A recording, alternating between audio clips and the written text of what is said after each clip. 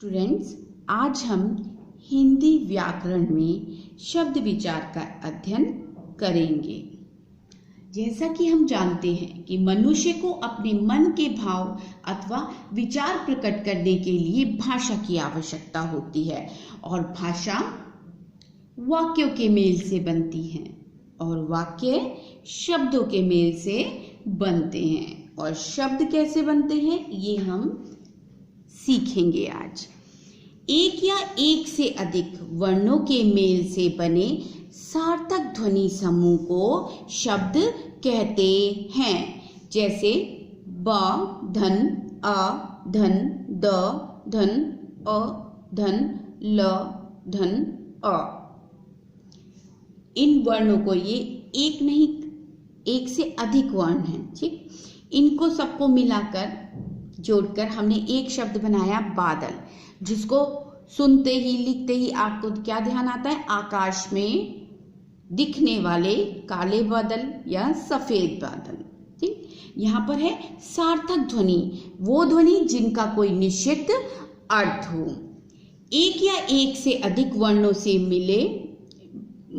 से बने सार्थक ध्वनि समूह को शब्द कहते हैं। अब जैसे यहाँ बादल बना, अब हम ला द ब ये शब्द बना दें कि हमने वर्णों को जोड़ दिया, हमने वर्णों को जोड़कर ये शब्द बनाया, लेकिन ये शब्द कोई अर्थ नहीं दे रहा। आप लादब बोलते रहिए, इसका कोई अर्थ नहीं, ये निरर्थक शब्द है। ऐसा शब्द, वर्णों के मेल से ऐसा शब्द आपको बनाना है जो सार्थक हो, जिसका कोई अर्थ हो, जो अर्थ देने वाला शब्द हो।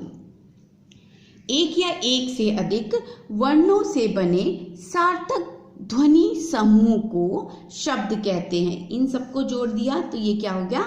ध्वनि समूह, ठीक। आगे देखते हैं, ये आपने सीखा शब्द कैसे बनते हैं या शब्द की परिभाषा क्या होती है। अब यही शब्द जब वाक्य में प्रयुक्त होते हैं तो इनका नाम परिवर्तित हो जाता है। कैसे? पद। पद किसे कहते हैं? अब जब शब्दों का प्रयोग वाक्य में किया जाता है तब वे पद कहलाते हैं। जब जैसे ये शब्द है राम, कौमा, घर, कौमा, जाता, कौमा, है, ये अलग अलग शब्द हैं, ठीक। तब तक ये शब्द हैं, इसमें हम विराम नहीं लगाएंगे, ये शब्द हैं। लेकिन जब ये शब्द वाक्य में प्रयुक्त हो जाएंगे, राम घर जाता है, ठीक, राम घर जाता है, जब ये हम वाक्य में प्रयुक्त कर देंगे तो तब हम इन्हें शब्द नहीं क्या कहेंगे? ये क्या बन गए? पद। इनका नाम परिवर्तित हो गया, ये क्या बन गए? पद। और जब भी आप वाक्य बनाएंगे तो आपको कारक, विराम चिन्ह, इन सब का पूर्ण ध्यान रखना पड़ेगा। तो ये जब तक अलग अलग हैं तब तक ये क्या है? शब्द हैं। लेकिन जब ये वाक्य में प्रयोग किए जाते हैं, जब शब्दों को वाक्य में प्रयोग किया जाता है तब वे पद बन जाते हैं। वाक्य में प्रयुक्त शब्द को हम क्या बोलेंगे? पद बोलेंगे। इनको शब्द नहीं बोलेंगे, इनको हम क्या बोलेंगे? पद बोलेंगे, ठीक। शब्दों का वर्गीकरण। अब हम आगे पढ़ते हैं कि अब ने पढ़ा शब्द किसे कहते हैं। एक या एक से अधिक वर्णों से बने सार्थक ध्वनि समूह को शब्द कहते हैं। पद। जब शब्दों का प्रयोग वाक्य में होता है तब वे पद कहलाते हैं। जब शब्दों को हम वाक्य में प्रयोग करते हैं तो वो क्या हो जाते हैं? तब हम उन्हें शब्द नहीं बोलेंगे, तब उन्हें पद बोलेंगे। आगे शब्दों का वर्गीकरण। शब्दों को 4 भागों में बांटा गया है। हिंदी साहित्य में, हिंदी व्याकरण में इनको कितने भागों में बांटा गया है? 4 भागों में बांटा गया है शब्दों को। स्रोत या उत्पत्ति के आधार पर, रचना के आधार पर, प्रयोग के आधार पर और अर्थ के आधार पर, ठीक। इससे पहले आपको ये भी ध्यान रखना होगा कि आपने शब्द निर्माण किया, एक ही शब्द के एक ही अर्थ देने वाले कई शब्द होते हैं, जैसे जल, पानी, वारी। ठीक, अब ये एक ही शब्द के प्राय हैं सब, लेकिन इनका प्रयोग जब हम वाक्य में करते हैं, जब हम वाक्य में करेंगे तो वाक्य के अर्थ के अनुसार करेंगे। मुझे पीने के लिए पानी दे दो, तो वहां पर आप जल नहीं मांगते, मुझे पीने के लिए पानी दे दो। मुझे पूजा के लिए जल दे दो, है अर्थ एक पानी के लिए, लेकिन वाक्य में प्रयोग करते समय आपको ये ध्यान रखना पड़ेगा कि ये क्या अर्थ दे रहा है। जब आप शब्दों को वाक्य में प्रयोग करते हैं तो आपको शब्द का पता होना चाहिए कि ये शब्द वाक्य में क्या अर्थ दे रहा है, उसके अनुसार है या नहीं।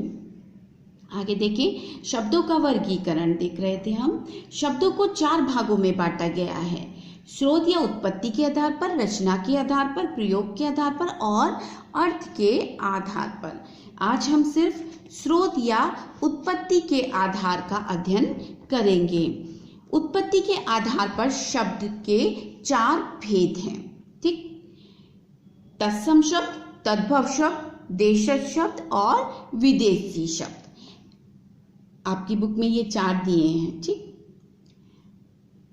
अब हम ये पढ़ेंगे कि ये जो शब्द हैं ये कहाँ कहाँ से आए हैं, इनका जन्म कहाँ से हुआ है।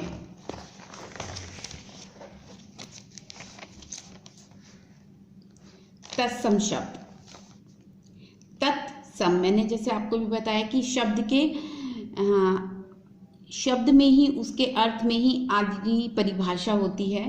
तत्सम शब्द, तत् माने उसके और सम माने समान। अगर आप इसे विच्छेद करेंगे तो इसका अर्थ निकलेगा उसके समान, यानी वे शब्द जो संस्कृत भाषा से हिंदी भाषा में बिना किसी बदलाव के प्रयोग किए जाते हैं वे तत्सम शब्द कहलाते हैं। इन शब्दों का प्रयोग जैसे माना जा रहा है, कहा जाता है, जैसे हिंदी की जननी किसे बताया जाता है, संस्कृत को। ये वो शब्द हैं जो संस्कृत भाषा में जैसे प्रयोग होते थे वैसे ही हिंदी भाषा में प्रयोग होते हैं, इसमें कोई भी बदलाव नहीं आया। जैसे संस्कृत में प्रयोग किए जाते थे वैसे ही हिंदी भाषा में प्रयोग किए जाते हैं। जो संस्कृत भाषा से हिंदी भाषा में बिना किसी बदलाव के प्रयोग किए जाते हैं उन्हें तत्सम शब्द कहते हैं, जैसे जिह्वा, क्षेत्र, कार्य, रात्रि, मरकट, असुर, पुष्प, नील, कदली, गण, मुद्रा आदि। तत्सम शब्द वे शब्द हैं जो संस्कृत भाषा से हिंदी भाषा में ज्यों के त्यों प्रयोग किए जाते हैं, उनमें कोई भी परिवर्तन नहीं हुआ है। तत्सम यानी उसके समान, किसके समान, संस्कृत भाषा के समान। जैसे संस्कृत भाषा में प्रयोग होते थे वैसे ही वह हिंदी भाषा में प्रयोग होते हैं बिना किसी बदलाव के। आगे देखते हैं इसका दूसरा भेद, तद्भव शब्द। तद्भव शब्द माने, तद्भव का अर्थ होता है उससे उत्पन्न, भव माने उत्पन्न होना। ठीक, तद माने उससे उत्पन्न, अर्थात संस्कृत से उत्पन्न।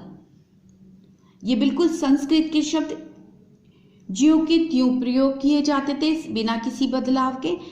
अब ये जो शब्द हैं ये संस्कृत भाषा से उत्पन्न हुए हैं। इनका जन्म कैसे हुआ है, उन शब्दों से ही इन शब्दों का जन्म हुआ है, संस्कृत के शब्दों से।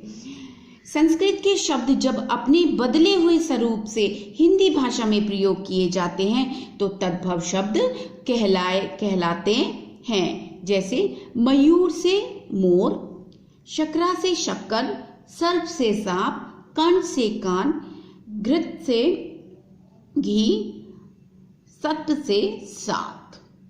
ये वो शब्द हैं, जैसे मोर से मयूर शब्द बना और हिंदी भाषा में प्रयोग किया जाने लगा, यानी परिवर्तन के साथ वो हिंदी भाषा से आए। संस्कृत भाषा के वे शब्द जो परिवर्तन के साथ हिंदी भाषा में आए वो तद्भव शब्द कहलाते हैं। आगे देखते हैं देशज शब्द। देशज शब्द वे शब्द जो जैसे नाम से ही देश में ही जिनका जन्म हुआ है।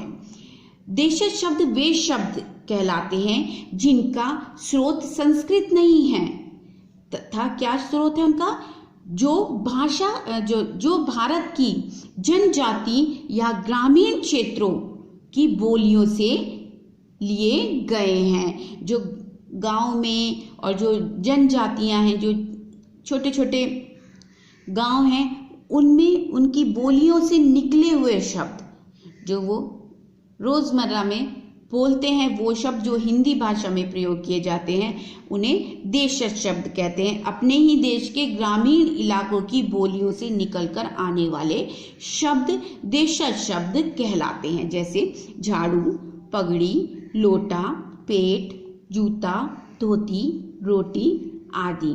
इन शब्दों को आप जब भी हिंदी की पुस्तक पढ़ते होंगे तो ये शब्द आपके सामने जरूर आते होंगे, लेकिन हमको ये नहीं पता ये शब्द आए कहाँ से हैं, इनका जन्म कहाँ से हुआ है। आगे देखेंगे विदेशी शब्द। विदेशी शब्द जैसे नाम से ही है कि ये शब्द कहाँ से, बाहर से आए हैं। जो शब्द विदेशियों के संपर्क में आने के कारण विदेशी भाषाओं से हिंदी भाषाओं में आए हैं, वे विदेशी शब्द कहलाते हैं। वे शब्द जो जैसे हम जानते हैं कि भारत पर अंग्रेजों ने शासन किया बहुत समय तक, तो उनकी भाषाओं से आए शब्द हिंदी भाषा में आ गए। जैसे जैसे व्यापार करने के लिए लोग भारत आए, वो अपने साथ साथ कुछ अपनी भाषा के कुछ शब्द हिंदी भाषा में छोड़कर चले गए। जो शब्द विदेशियों के संपर्क में आने से, चाहे वो शासन के हों या व्यापार के सिलसिले में यहाँ आए हों, विदेशी भाषाओं से हिंदी भाषा में आए, वे विदेशी शब्द कहलाते हैं। जैसे अरबी फारसी शब्द, यानी फारसी के शब्द जो हिंदी भाषा में प्रयोग किए जाते हैं। अल्लाह, आका, कत्ल, कागज, कानून, कैद, गरीब, जमींदार, लाश। अंग्रेजी शब्द अफसर, college, court, curfew, telephone, doctor, diary, motor, team, school, cinema, nurse, ticket, desk, party, minister, taxi, copy, gas, engine. तुर्की और पुर्तगाली शब्द कमरा, कुर्ता, कैंची, कमीज, खंजर, फीता, गोदाम, पादरी, संतरा, साबुन, गमला, काजू, तौलिया। फारसी शब्द कारतूस, अंग्रेज, कूपन। जापानी शब्द हमको जापानी लोग क्या दे के गए, रिक्शा और चीनी, चाय और लीची। ठीक, ये वो शब्द हैं जो हम कहानी पढ़ते हैं उनमें प्रयोग होते हैं। कहानी कुछ भी हम पढ़ें, न्यूज़ अखबार पढ़ें, समाचार पत्र पढ़ें, उनमें ये हमें प्रयोग होते हैं। यानी हम डेली भाषा में इनका प्रयोग उच्चारण में भी करते हैं, है ना, इनका उच्चारण भी करते हैं और डेली लाइफ में प्रतिदिन हम इनका प्रयोग करते हैं, लेकिन हम नहीं जानते कि ये शब्द किस भाषा से हमारी भाषा में आए हैं।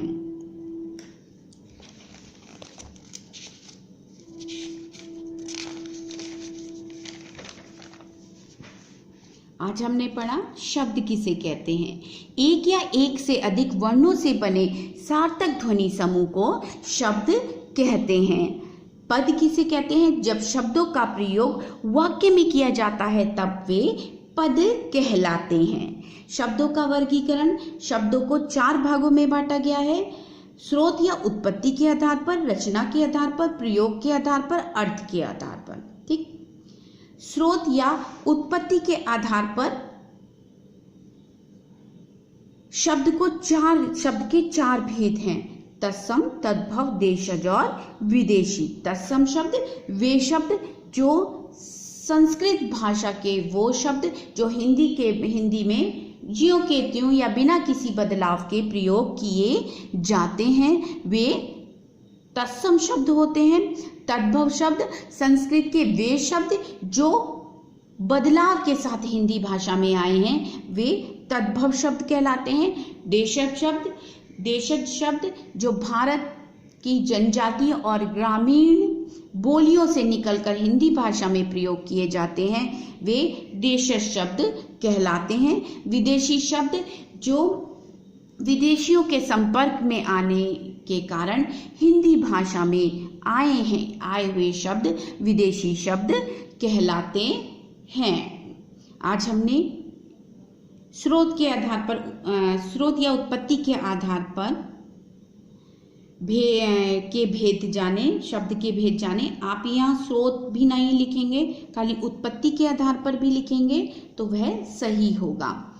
अब आप इनकी परिभाषाएं याद करेंगे और अगले वीडियो में हम आपको रचना के आधार पर और प्रयोग के आधार पर शब्दों का वर्गीकरण समझाएंगे।